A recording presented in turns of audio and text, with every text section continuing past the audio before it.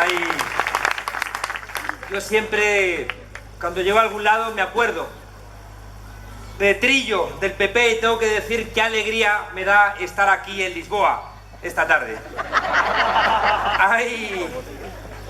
Hay gente que no entiende, ficaos, por qué ese corazón, por qué estamos hablando de amor, de fraternidad. Y leí hace poco una historia que me emocionaba. Era una familia humilde, pues como todos vosotros, como todos nosotros, con un par de hijos. Habían estado construyendo la casa poco a poco, y uno de los hijos estaba muy enfermo, llevaba muchos años en silla de ruedas con un cáncer de garganta, y lo habían ingresado en el hospital, y los médicos no le habían dado ningún tipo de esperanza, se les iba. Y el padre y la madre, rotos, se preguntaban qué hacer, si terminar de construir la casa y hacer una rampa para que pudiera Ricardo subir. Los médicos les habían dicho que nada, que se les iba y que perdieran toda esperanza para que les doliera menos, y andaban ellos preguntándose qué hacer. Y un sábado por la mañana dijeron: vamos a hacer la rampa, vamos a hacerla, da igual lo que digan los médicos. Y allá que se levantaron temprano y cogieron esa hormigonera verde, el cemento, la tierra, empezaron a darle vueltas, y de pronto, de la nada, en ese barrio humilde, empezó a salir la gente. Gente de 20 años, de 50, de 70, y en silencio empezaron entre todos y todas a construir la rampa. Y esa noche fueron al hospital a decirle: Ricardo, mira lo que ha pasado. El pueblo entero ha salido a construir la rampa, así que aguanta, que la gente está dándolo todo para que estés. Y aguantó Ricardo, y esa solidaridad, esa fraternidad de ese pueblo en silencio, sabiendo que era muy complicado, pero dio igual. Allí que todos mano sobre mano empezaron a construir aquello. Y Ricardo les aguantó todavía un año, pero se quedó en ese pueblo la idea de que el amor por alguien era capaz de construir milagros. Eso es Unidos Podemos, ese es el amor de la gente, y eso es lo que explica porque un corazón es el que está presentando nuestra opción política. Todo es imposible mientras lo parece, decía Concepción Arenal. Recuerdo en Buenos Aires leer una pintada que decía: no sabía que era imposible, fue y lo hizo. A veces hemos interiorizado la imposibilidad de transformar las cosas. Recuerdo que en estos dos años he contado muchas veces muchas historias que quiero seguir contando porque es la manera que tengo de entender mi mundo. Y una historia es un experimento que igual recordáis, de 5 monos en una jaula. Hay una escalera, arriba hay unos plátanos, y cuando los monos suben por la escalera les cae una lluvia helada. La segunda vez lo intentan, lluvia helada, y bajan otra vez. Una tercera vez, otra lluvia helada. Y la cuarta vez que uno de los monos va a subir, los demás le agarran y le dan una paliza, porque saben que subir por esa escalera implica el castigo de la lluvia helada. En el experimento sacan uno de los monos y entra otro que ve la escalera, los plátanos, sube, le agarran entre todos los monos y le dan una paliza. El mono no entiende nada más que no se sube por esa escalera. En el experimento sacan a otro de los monos, entra uno nuevo y, lo que es natural, sube por la escalera, coge los plátanos y le agarran entre todos y le dan una paliza. Y participa en la paliza el mono que no sabe por qué, pero le han dado una paliza. En el experimento van sacando a todos los monos y al final no hay ningún mono que haya sufrido la ducha helada, pero cada vez que entra un mono le dan una paliza y ninguno sube por la escalera a recoger la recompensa. Lo planteaba Manolo: ¿cuántas veces habéis escuchado o habéis repetido la frase: hija, no te signifiques, hijo, no te signifiques?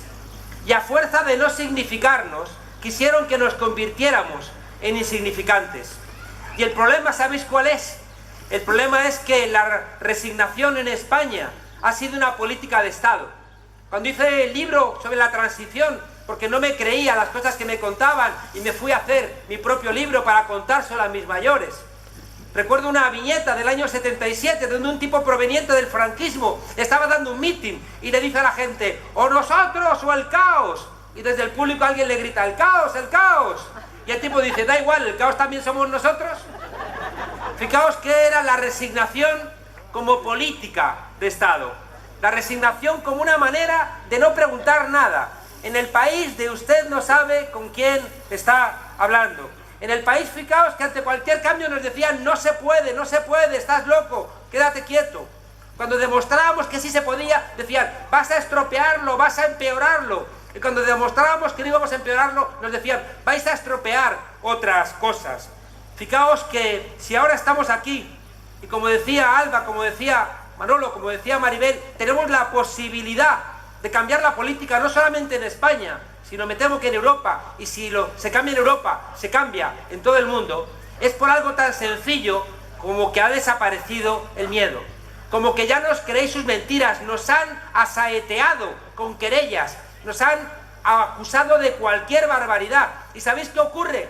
Que ya no creéis esas mentiras y de repente están absolutamente descolocados por algo tan sencillo como que este pueblo ha despertado y nada tiene tanta fuerza como un pueblo consciente que ya no cree las mentiras de los poderosos. Gracias por vuestro despertar, gracias por vuestro coraje.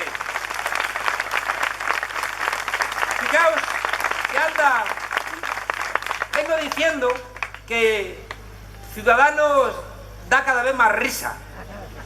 El PP da cada vez más rabia y el PSOE da cada vez más pena. Ciudadanos, madre mía, fijaos, ¿recordáis hace 5 meses? ¿Recordáis que hubo ese debate en Salvados entre Pablo y Rivera, donde parecía, ¿no?, que eran dos fuerzas políticas que tenían la posibilidad de cambiar la política de este país? Y fue un buen debate. Es verdad que Rivera fue como muy envalentonado, dando cabezazos, y Pablo, prudente, recibió un par de cabezazos, de ese que era como el pistolero que entra en el salón y le dispara por la espalda a Jesse James para ser el más rápido del Far West, ¿no? Pero fue un debate, recordáis, que nos dio la sensación de que estaba cambiando la política. Eran momentos cuando escucharon a Josep Oriol, el presidente del Banco Sabadell, que había recomendado la necesidad de un Podemos de derechas. Y empezaron a inyectarle dinero, ¿recordáis? Y aparecía como nuevo, cuando Rivera llevaba 10 años en la política, pero le insistían en que era un partido nuevo y le alimentaban como la gran posibilidad de salvar a la derecha española. Bueno, lo visteis la semana pasada, donde pese a que Séneca decía aquello de águila no caza moscas, es decir, que tú tienes que medirte con rivales de tu altura. En cambio, Pablo, fijaos qué manera de hacer nueva política, dijo: yo ahora soy presidenciable y Albert Rivera es apenas la cuarta fuerza política, pero da igual. Yo me voy a sentar a discutir con él porque me parece que es una manera diferente de hacer política. ¿Qué diferente, no? De Rajoy, que da conferencias, ruedas de prensa en plasma, o ha tenido que ir a un debate porque es que ya no podía aguantar las presiones incluso desde dentro de su propio partido. Bueno, Pablo se sienta con Rivera y recordáis, le dice Pablo a Rivera: oye, no cuentes cuentos chinos. Y Rivera dice: China, China, China. Y Pablo le miraba con ojos de plato diciendo: ¿y a este qué le ha pasado?, ¿no? Y sigue la discusión y dice Pablo: hace falta que la sociedad esté madura. Dice: Maduro, Maduro. Y Pablo le dice: pero este está sembrado. Y el otro se dice a sí mismo: es que me lo has puesto a huevo, ¿no? Es decir, parecía chiquito de la calzada. Entonces, fijaos, alguien que se presentaba como la posibilidad de cambiar este país, de repente, en cuanto las encuestas demuestran que se ha desinflado, le quitan el apoyo. El mismo IBEX 35, que le había colocado de responsable de economía a Luis Garicano, un hombre de Liberbank, un hombre de Fedea, un hombre de la gran banca, de repente, fijaos, cuando ya no le sirve al capital, lo desinflan y entonces aparece en realidad lo que es ese partido. Lo que fue desde el comienzo una gran mentira, un recambio que estaban inventándose para que en caso de que pinchase el Partido Popular o en caso de que lo necesitase el Partido Socialista, actuara de muleta. Y ahí está, apoyando al PP más corrupto en Madrid y apoyando al PSOE más corrupto aquí en Andalucía. Pero ¿sabéis qué es lo que me produce más desazón?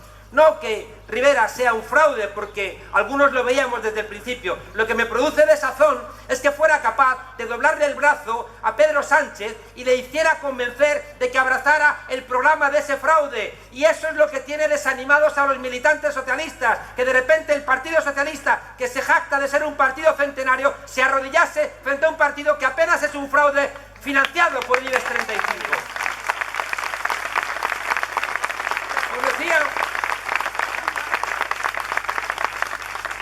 Os decía que, por otro lado, el Partido Popular da miedo y a veces da rabia.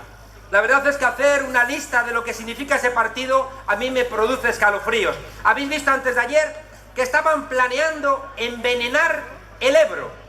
Envenenar el Ebro para que FCC, una de las empresas que aparecen en todos los listados de financiamiento ilegal del Partido Popular, se embolsara, creo recordar, 60 millones de euros. Fijaos las cantidades y fijaos lo que están haciendo: envenenar el agua. Envenenar el agua. Ya no es que la privaticen, sino que se permiten el lujo de envenenarla. Y uno mira lo que hace el Partido Popular. Han ganado dinero con la visita del Papa. Es decir, las cosas que para mucha gente son sagradas, de repente hacen caja. Mirad Cotino, se han enriquecido con el dinero de la cooperación. Mirad, el otro día estuve en Segovia y me decía una señora mayor: ¡ay, es que yo no sabía que iba de número 2 de la Serna! Ese tipo que se ha demostrado presuntísimo chorizo. Y claro, yo me preguntaba, ¿cuántos de la Serna están en las listas del Partido Popular?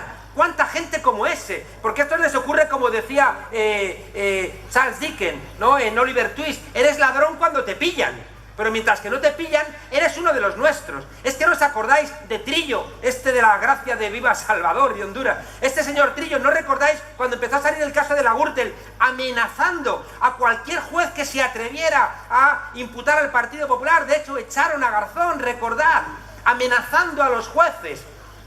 Fijaos que el Partido Popular ya no es solamente la Púnica, ya no es solamente la Gürtel, ya no es solamente la financiación ilegal del partido, ya no es solamente sobrecostos en empresas para financiar con sobres a los dirigentes del Partido Popular y las propias campañas o la sede.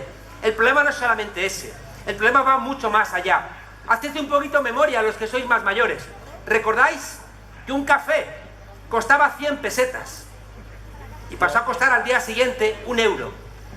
166. Un periódico costaba 100 pesetas, pasó a costar 1 euro, 166. Y recordad, hace ¿qué? 10 años, ser mileurista era un insulto. El otro día estaba en una redacción de un periódico dando una entrevista y le decía yo a la periodista: ¿cuántos aquí en la redacción firmarían por ser mileuristas? Y fijaos qué es lo que tenemos: precios cada vez más altos. Antes trabajaba una persona en la familia y llegabas. Hoy trabajan 2 y no llegas a fin de mes. ¿Y qué ocurre? Que todo este empobrecimiento del 99% se lo está llevando el 1%. Y ahí es, fijaos, cuando de repente les da pánico que entremos nosotros. Decía Juncker, ese responsable en la Unión Europea de haber construido en Luxemburgo un entramado financiero para que las 350 empresas más potentes no pagaran impuestos. Decía, es que en Europa, cuando ganamos los 5 diputados, decía, es que en Europa no nos gustan las caras nuevas. Y yo decía, joder, y a mí no me gustan las caras duras, ¿no? Y fijaos que el planteamiento es que al final les produce un profundo rechazo que entremos. ¿Sabéis por qué? Porque saben que con nosotros no pueden negociar. Me recuerda a esa viñeta del Roto, que me gusta tanto contar, que vienen las masas enfurecidas, no por el maltrato. Y el capataz dice, señor, viene la gente muy enfadada, dice, despídanlos. Dice, es que no tienen trabajo, pues quítenles las subvenciones, es que no tienen subvenciones, derriben sus casas, es que no tienen casas. Y dice, joder, estamos jodidos, ¿no? De alguna manera, fijaos, el planteamiento que ellos están teniendo con nosotros es precisamente ese. Saben que no pueden negociar con nosotros y eso les produce profundo susto. Hay algo que me gusta recordar. ¿Sabéis que Espartaco, cuando se levantó contra los romanos, en ese momento, la fuerza armada más poderosa, y ellos apenas eran un puñado de gente desesperada, no evaluaron si iban a ganar o no iban a ganar? Cuando se levantó Espartaco y los esclavos simplemente tenían un elemento de justicia y sabían que solamente podían ganar o ganar. Y me gusta recordar que somos descendientes de todos esos derrotados. Me gusta recordar que ninguna de las derrotas del pasado ha quedado en nada si tenemos la memoria. Recuerdo que la última vez que estuve aquí conté una historia que para mí es muy importante porque me emocionó cuando la leí. ¿Sabéis que la Comuna de París de 1871, esas locas y locos que se levantaron contra la guerra entre Francia y Prusia, estaban siendo derrotados? Ya Bismarck estaba construyendo la potencia que iba a ser inmediatamente Alemania. Y resulta que, fijaos, estaban como siempre los pobres pagando los costes de la guerra, pero además habían desahuciado a mucha gente humilde para hacer esas grandes avenidas, porque le habían dicho los urbanistas, los técnicos, casi siempre, al servicio de los poderosos. Y le habían dicho que hicieran grandes avenidas para que ponían simplemente 3 baterías de cañones y se terminaban las protestas. En cambio, en ese urbanismo medieval, tú tirabas un armario por la ventana y ahí tenías una barricada. Bueno, pues habían desahuciado a mucha gente. Los comuneros y las comuneras, tantas mujeres como hombres, estaban planteando ahí, fijaos, que se terminaran los desahucios. Estaban planteando, igual, compañeros, si quieres venir, ven aquí a hablar, te invitamos, porque los mítines del Partido Popular a la gente como tú le dan una paliza. Aquí te invitamos a hablar con toda libertad. Ven aquí a contarnos lo que quieras. Ven aquí a contarnos lo que quieras. Ven aquí a contarnos. Venga, no seas cobarde. Si te escuchamos, no seas cobarde. ¡Hijo de puta! ¡Sí, lo podemos! Mirad, no le hagáis caso, en el 100% de los mítines, en el 100% están viniendo provocadores, en el 100% es el miedo que tienen a que saquemos a estos sinvergüenzas del poder. Les invitamos a hablar, ¿qué no quieren? Allá ellos.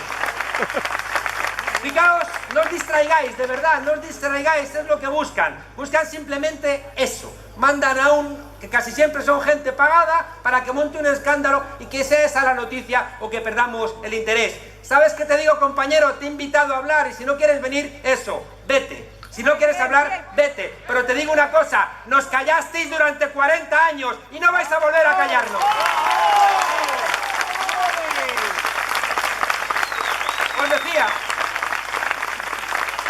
Os decía, fijaos, en la Comuna de París, esas locas y esos locos pedían que se terminase la guerra, que se terminasen los desahucios, que hubiera comedores populares, que se hiciera real la separación entre la Iglesia y el Estado, que se acortase la jornada laboral, que los niños no trabajasen. Pero ¿sabéis qué ocurrió? Que fueron ingenuos.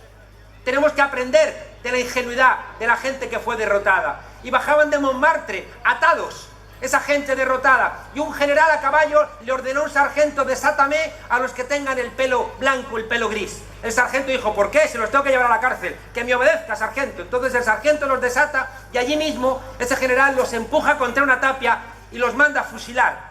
Y el sargento pregunta: ¿por qué ha hecho usted eso? Dice: no entiendes nada, si en 1871 estos del pelo gris se han levantado, son los peligrosos porque ya eran mayores de edad cuando la revolución de 1848, y mira que la reprimimos, pero se han vuelto a levantar. ¿Y sabéis por qué me emociona esta historia? Porque estoy consciente de que la democracia en España no la trajo ni Fraga, ni el Rey, ni Suárez, ni Felipe González, la trajisteis los del pelo blanco y gris, que seguís aquí peleando por una democracia que merezca ese nombre. Gracias, abuelos y abuelas, gracias los del pelo blanco y gris por vuestra pelea.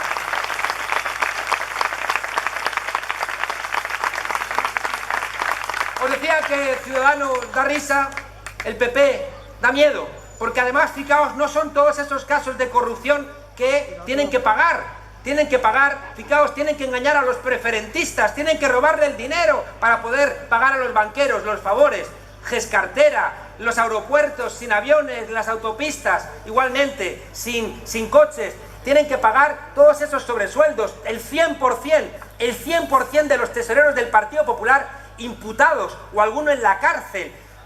La María Dolores de Cospedal, por Dios, esa señora que por la noche tengo pesadillas con ella con un martillo rompiendo los ordenadores, los discos duros de los ordenadores de Bárcenas. Recordad, esa señora que hace dándonos lecciones a nadie de nada. Una señora como la Ana Mato, que de repente encuentra, se levanta y dice: ahí va otro jaguar en el garaje. Deben haber sido los gnomos, ¿no? Entonces, fijaos, hay algo que os tengo que pedir a todas y todos.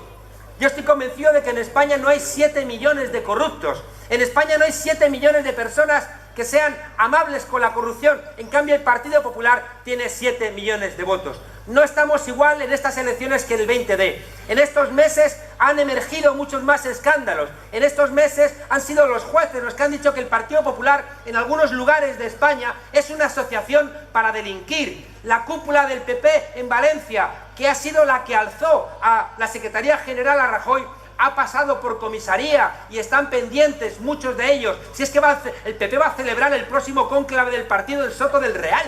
Es decir, fijaos, quiero que seáis, por favor, muy críticos con esto.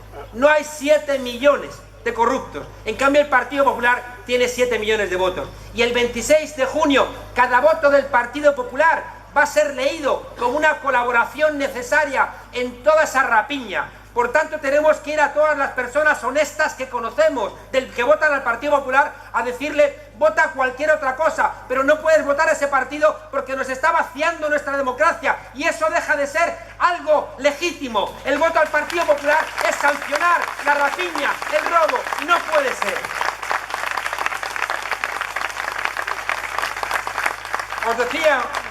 Os decía que además el Partido Popular, y eso me estremece, están intentando hacer de las instituciones una herramienta de su propio beneficio. Hemos visto que no les importa deslegitimar al Tribunal Constitucional y han querido al PP colocar a alguien que estaba en Alicante, que había sido senador del Partido Popular. No confían ni siquiera en los jueces conservadores y les presionan. ¿Y sabéis que han conseguido? Que buena parte de la judicatura esté enfadada con el Partido Popular. Habéis escuchado al ministro del Interior, Fernández Díaz, habéis escuchado a Cifuentes decir, es que los jueces tienen animadversión al Partido Popular. Les habéis escuchado decir, es que la Guardia Civil tiene animadversión al Partido Popular. Pues os digo algo, en nuestras filas van muchos jueces, van guardias civiles, porque están esperando un gobierno que les dé la orden de detener a toda esta cuerda de corruptos. Es lo que está esperando buena parte de la judicatura y de la Guardia Civil que está con nosotros.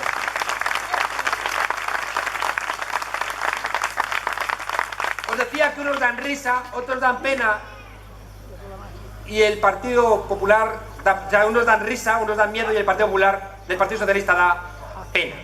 Anda el pobre Pedro Sánchez como pollo sin cabeza. Ayer, cuando Pablo le pregunta si es que es muy sencillo, Sánchez, es que es muy sencillo, ¿sí o no? Y el otro se reía. Y te quedabas como diciendo, pero no puede ser, somos la cuarta economía del euro. Anda diciendo Pedro Sánchez que los militantes del PSOE y que los votantes del PSOE andan desanimados, andan desalentados. Pues yo le doy un consejo gratis, Pedro Sánchez, sal allá afuera mañana y dile a tus militantes y a tus votantes que si nos dan los votos vamos a hacer un gobierno conjunto, Unidos Podemos y el Partido Socialista, para echar al Partido Popular, que lo está pidiendo la mayoría de la gente honesta de este país. Y le digo a Sánchez, si quieres que dejen de estar deprimidos tus militantes y tus votantes, garantízales que no va a ocurrir como en diciembre, que te vas a echar en brazos del Partido Popular naranja o del Partido Popular azul. No puede ser. ¿Recordáis? El día 28, una semana después de las elecciones, el cónclave del Consejo Federal del PSOE le dice a Sánchez, no puedes ir con Podemos, queda terminantemente prohibido. Y de repente, hombre, no es que Sánchez sea uno de los sabios de Grecia, pero sumar sabe, y sabía que la suma de los votos del PSOE más los votos de Ciudadanos sumaba 130, mientras que con nosotros sumaba un poquito más, ¿eh? Se acercaba, qué curioso, a la mayoría absoluta. Pero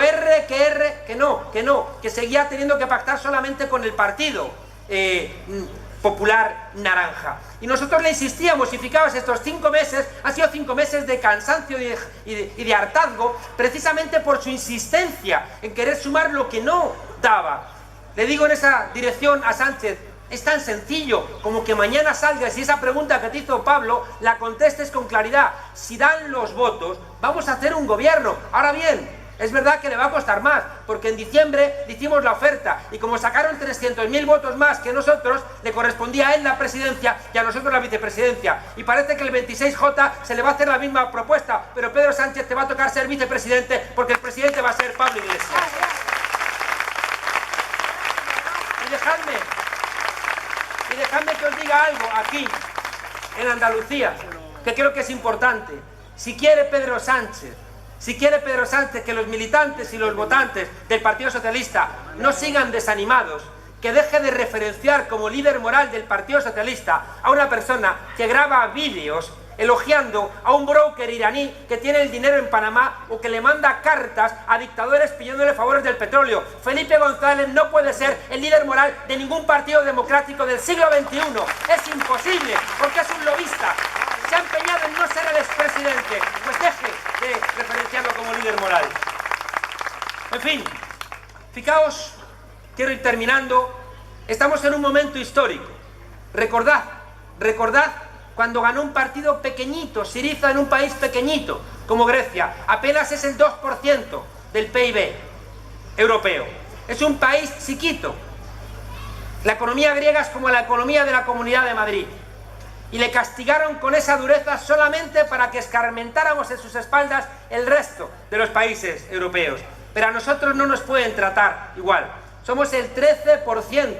Y a nosotros no nos pueden golpear porque se arriesgan a romper toda la economía. Yo contaba una historia que me parece muy gráfica, ¿no? Y es ese matrimonio que se acuesta y el marido está nervioso, dando vueltas en la cama, y la mujer dice: ¿qué te ocurre? Nada, duerme, mujer, 1 de la madrugada. Sigues dando vueltas, duerme, mujer, no pasa nada. 3 de la madrugada. Y le sigue insistiendo: oye, sigues dando vueltas. No, tranquila, 4 de la madrugada. ¿Me quieres decir qué demonios te ocurre? Mira, cuando enfermaste, además teníamos las obras de la casa, el vecino me insistió que me prestaba 30.000 euros y yo no quería, pero me insistió, se los cogí y ahora me los está reclamando con malas maneras, no sé qué hacer, no tengo dinero para pagárselo, estoy desesperado. 4 de la madrugada la mujer se levanta, abre la ventana y dice: fulanito, que el dinero que te debe mi marido no lo tiene y no te lo va a pagar. Y cierra la ventana y el marido dice: ¿pero qué haces? Y le contesta: el que no puede dormir ahora es él. Fijaos que hemos aprendido y sabemos que tenemos enfrente a mafiosos. Sabemos que tenemos enfrente a mafiosos y nos los tomamos muy en serio. Somos conscientes que cuando Schäuble, el ministro de Finanzas alemán, le dice a Tsipras: mira, aquí las elecciones no cambian absolutamente nada. Sabemos que aunque sea una frase que suena al padrino, es una frase que ha dicho el ministro de Finanzas más poderoso de Europa. Y sabemos que no podemos jugar con la Unión Europea porque se está convirtiendo en una cueva de mafiosos. Fijaos que ayer la OCDE ha dicho que las políticas de austeridad son cárceles para los pueblos, que las políticas de austeridad son trampas, son círculos viciosos. Claro, tú tienes políticas de austeridad, la gente no tiene dinero, la gente compra menos, te echan de las tiendas cierran, compran menos en las industrias cierran, pagas menos impuestos, te ayudas menos. Es una espiral que nos lleva al sumidero. La OCDE, no el partido bolchevique del séptimo adviento trotskista de la Revolución Mundial, la OCDE, diciendo que las políticas de austeridad nos matan al final.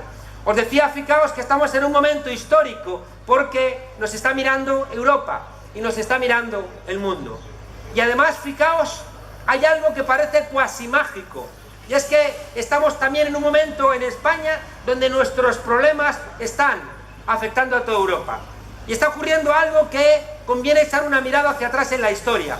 Mirad, dejadme deciros brevemente que cada vez que en España ha habido una crisis constitucional, ha coincidido con una crisis de la monarquía, con un enfado del pueblo y con una intervención europea. Siempre. Lo primero fue Carlos IV. Carlos IV, fijaos que no entendió, creía que la monarquía era borbónica y de repente abdicó en Napoleón y se levantó el pueblo y le dijo: la monarquía no es borbónica, la monarquía es un depósito de la nación. Y por eso la Constitución de Cádiz establece la monarquía española.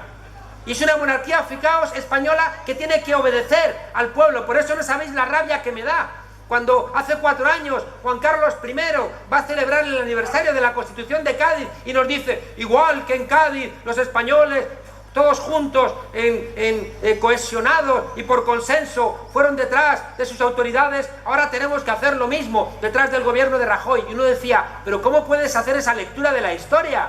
¿Cómo no puedes ni siquiera citar al rey Felón, que era tu antepasado, a Fernando VII? Fijaos que en ese momento terrible, claro, yo me di cuenta de el precio que estamos pagando por no tener memoria. Es que el Partido Popular, como siempre digo, mira hacia atrás y construye su historia de Viriato y Don Pelayo en una línea recta hasta Dolores de Cospedal. Rectita, rectita. En cambio nosotros miramos para atrás y no tenemos nada más que agujeros históricos. ¿Y sabéis cuál es el problema? Que nuestros agujeros históricos nos los rellenan ellos con su lectura, y hay momentos que los tendríamos que utilizar como elementos que anticipan nuestra rabia, como elementos que anticipan nuestra necesidad de pelear, y no los encontramos. La Constitución de Cádiz, la Pepa, es nuestra, no es de los Borbones. Segundo momento, fijaos, histórico importante, y es cuando muere Fernando VII, no hay descendencia, Isabel II, y en un momento en donde la corte otra vez tiene un comportamiento absolutamente abusivo, donde se está generando un entorno de negocio de interés particular y hay un abandono de España cuando está surgiendo el liberalismo. Y y es cuando empiezan las guerras carlistas y el pueblo una vez más se levanta. Un tercer elemento, fijaos, con Alfonso XIII. Igual, un señor que cuando se está construyendo el movimiento obrero y los derechos sociales decide apoyar la dictadura de Primo de Rivera, pero el pueblo se levanta y instauramos, igual que echando a Isabel II con el levantamiento popular y la Primera República, la Segunda República en 1931 es un levantamiento que hay algo que quiero decir, ahora que veo alguna bandera por ahí y hay gente que lo quiere negar. El artículo 1 de la Constitución de 1931 es el que establece por vez primera en la historia del constitucionalismo, porque no lo hace la Constitución de Cádiz, no lo hacen las constituciones del siglo XIX, la primera que dice que España es un país democrático, es la Constitución de la Segunda República, así que le debemos cuando menos ese respeto. Es la primera vez que se menciona la democracia en nuestra Constitución, esa bandera. Y la cuarta, ¿sabéis que somos el único país que restaura monarquías? Y de repente, fijaos, se termina el franquismo y de nuevo hay todo un acuerdo para que se restaure la monarquía, pero vemos que el rey Juan Carlos empieza a comportarse de una manera poco edificante. Y nos enteramos, ¿recordáis? Que se ha ido, estaba con el corazón partido por el paro juvenil y tenía tanto dolor que dijo, voy a ver si matando elefantes se me pasa, ¿no? Y nos enteramos que se ha ido a matar elefantes, porque se ha roto la cadera. Y nos enteramos que está con su querida, cosa que me parece genial, porque nosotros somos una fábrica de amor y estamos porque la gente se quiera. Ahora bien, como siempre digo, qué rabia todos estos años del rey Juan Carlos dándonos la tabarra todos los 24 de diciembre con la familia católica, apostólica, romana y tú con una querida. ¡Qué hipócrita! ¡Qué hipócrita! Y fijaos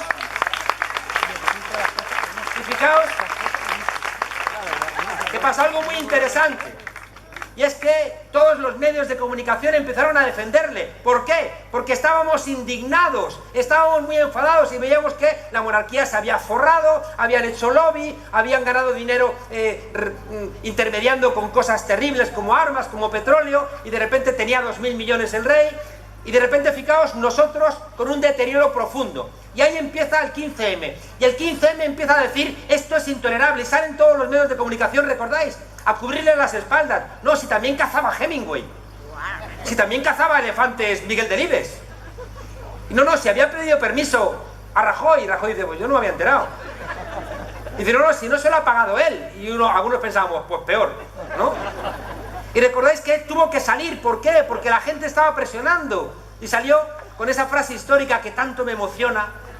La tuvo que grabar 2 veces. Lo siento mucho, me he equivocado. No volverá a pasar. Yo creo que os contaba la otra vez que me hubiera encantado que el rey hubiera salido y hubiera dicho, ay mísero de mí, ay infelice, apurar cielos pretendo ya que me tratáis así. ¿Qué delito cometí contra vosotros naciendo? Aunque si nací ya entiendo qué delito he cometido. Bastante causa ha tenido vuestra justicia y rigor, pues el delito mayor del hombre es haber nacido. Lo siento mucho, me he equivocado, no volverá a pasar, y lo grabó 2 veces. Bueno, lo que quería trasladaros es que es un contexto, fijaos, de crisis de la monarquía, de crisis donde los privilegiados se están forrando a espaldas del conjunto, de la mayoría, como planteaba Manolo hace un rato. Y en un contexto, fijaos, con Carlos IV, con Fernando VII, con Isabel II, con las guerras carlistas, con la Segunda República, siempre intervenciones de fuera. Y ahora, fijaos, está siendo al revés. Nos está mirando Europa, y os aseguro una cosa, la Nuit debout esta noche en pie en Francia, Corbyn en Inglaterra, Costa y la izquierda en Portugal, Syriza en Grecia, están esperando que nosotros ganemos, porque os aseguro que con nuestra victoria va a haber un levantamiento de la democracia en Europa que va a tener que agradecernos el esfuerzo que estáis haciendo.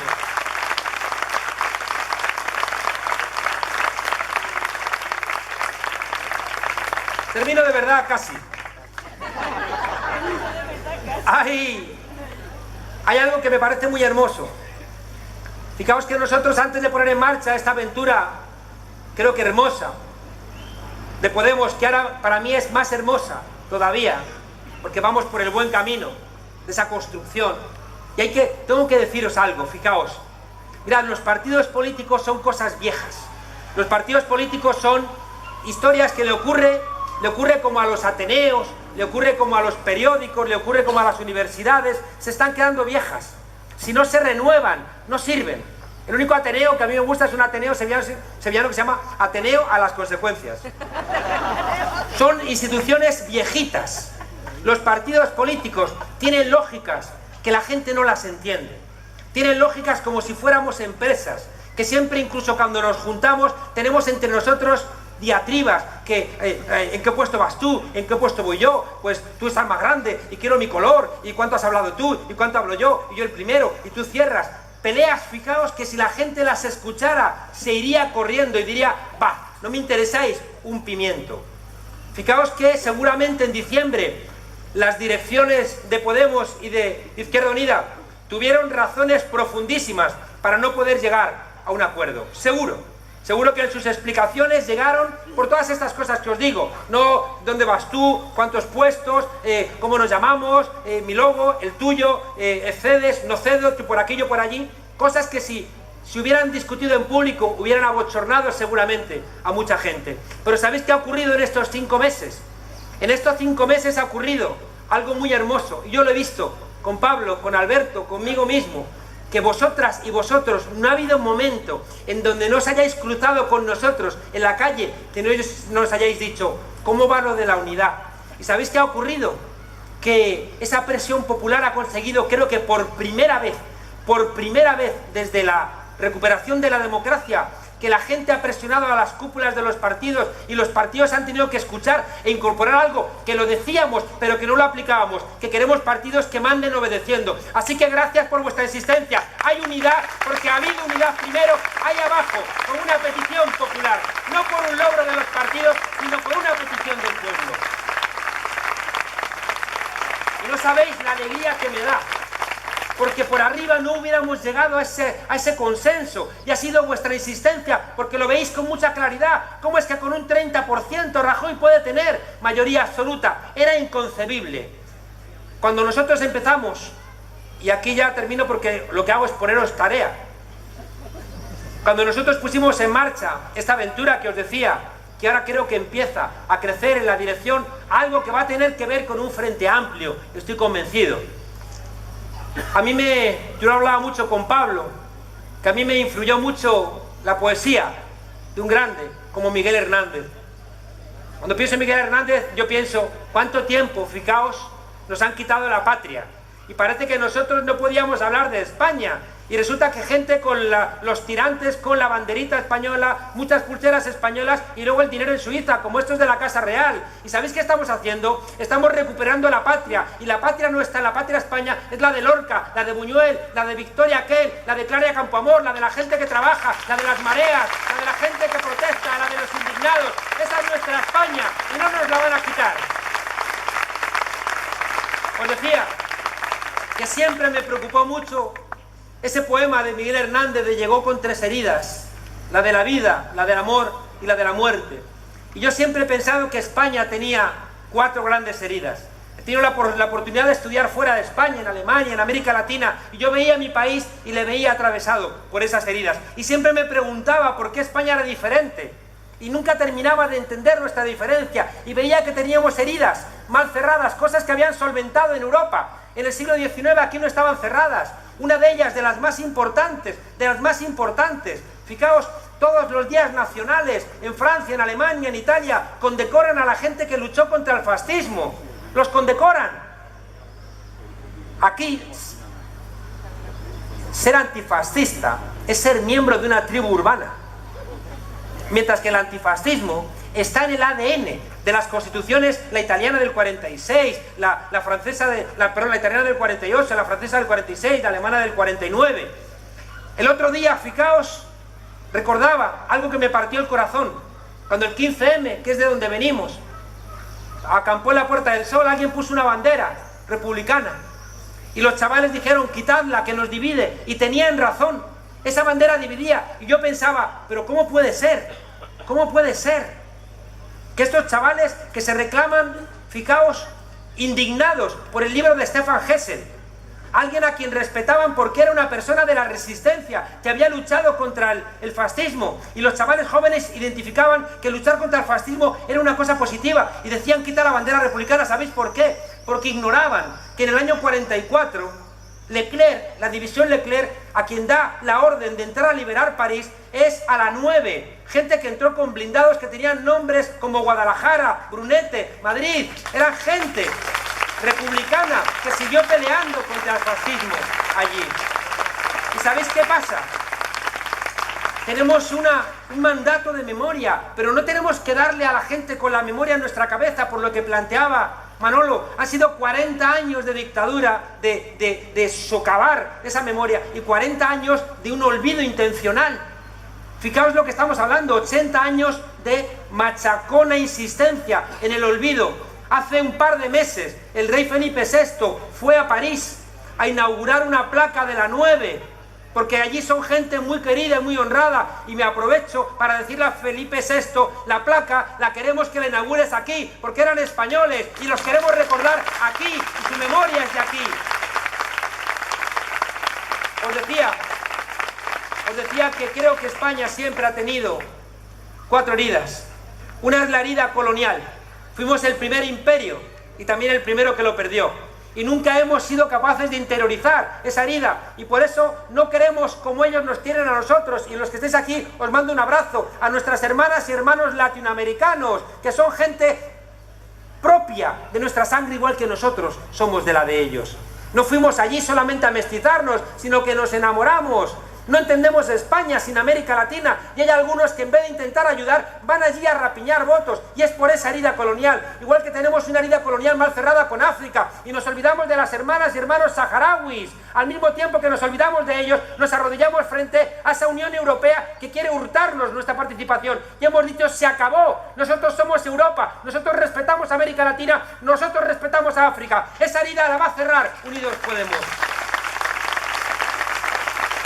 La segunda herida, la herida territorial, y decirlo aquí en Córdoba es muy importante para nosotros.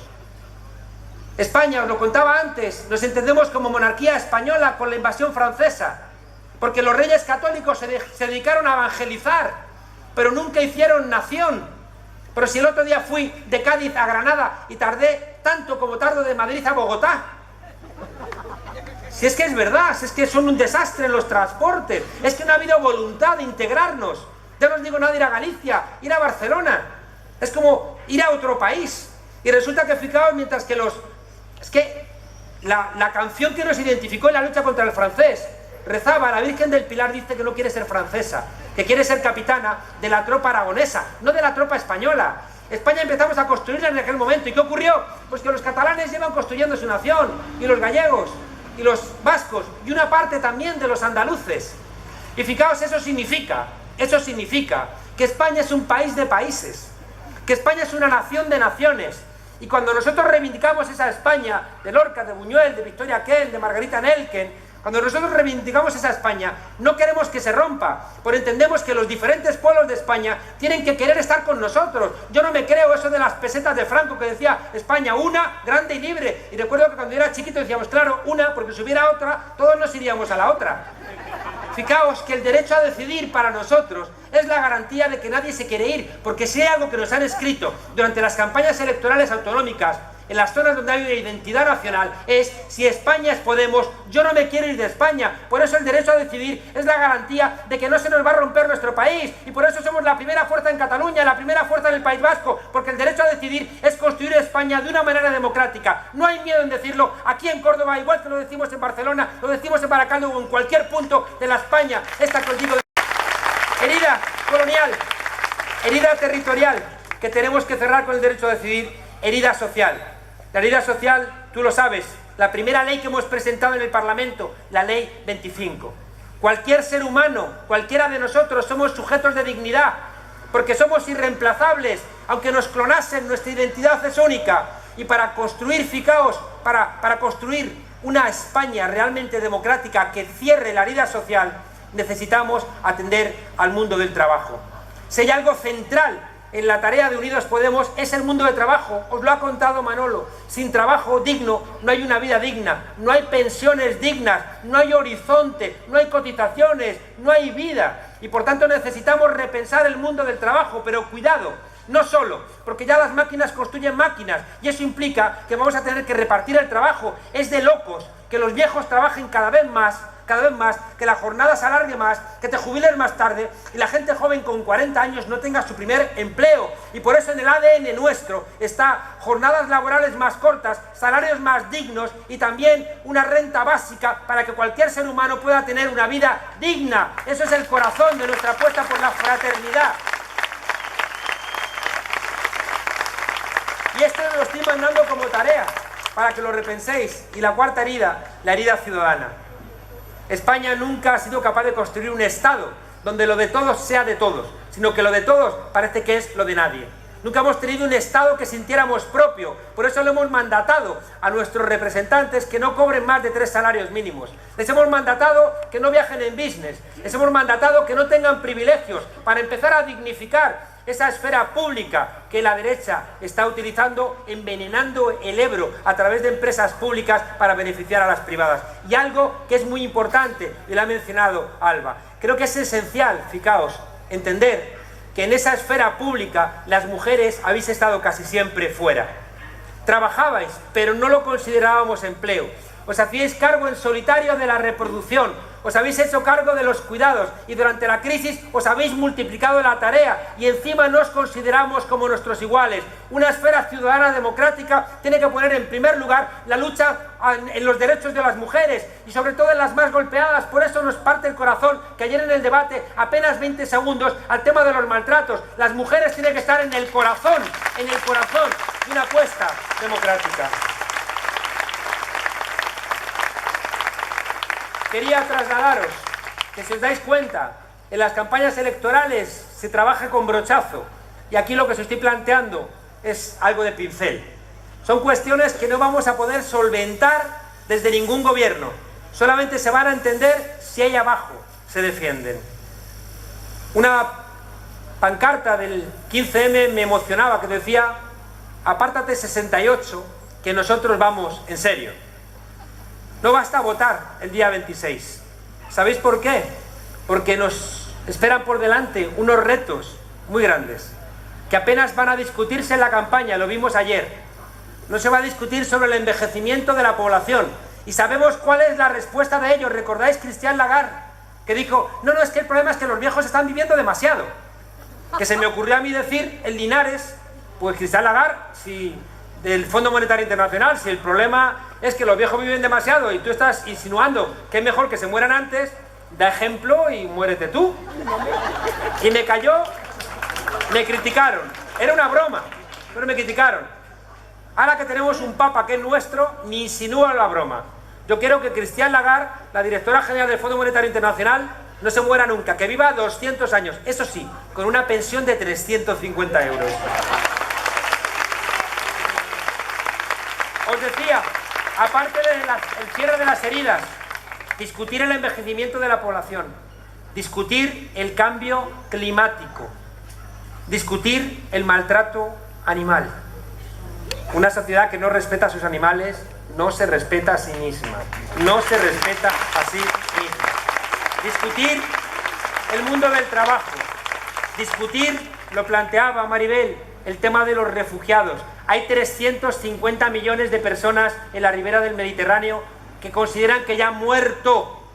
Recordad esa madre diciendo, ¿cómo consideraré que es la seguridad de mi hijo en tierra que lo tengo que montar en una patera de goma para colocarlo en el mar? Yo no quiero que mi país subrogue en un tipo como Erdogan en Turquía disparar contra los refugiados, porque me muero de vergüenza. No me puedo mirar al espejo. No permitamos que el reto de los refugiados nos lo solvente subcontratando a un país que no respeta los derechos humanos para que dispare contra los refugiados. Es un bochorno para nuestra propia dignidad. Y no os olvidéis ese corazón que hay ahí. Hacemos política para ser felices. Queremos recuperar aquel lema que decía, quiero trabajar para vivir, no vivir para trabajar.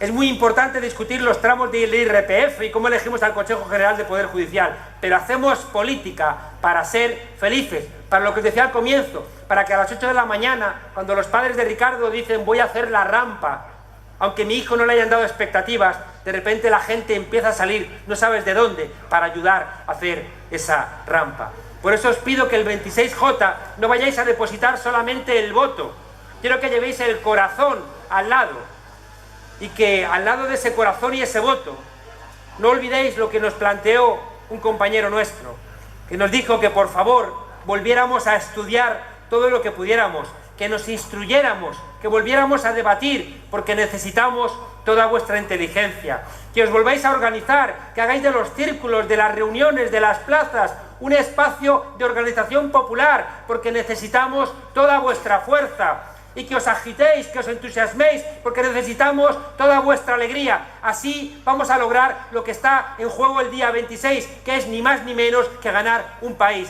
¡Sí se puede! ¡Sí se puede! ¡Sí se puede!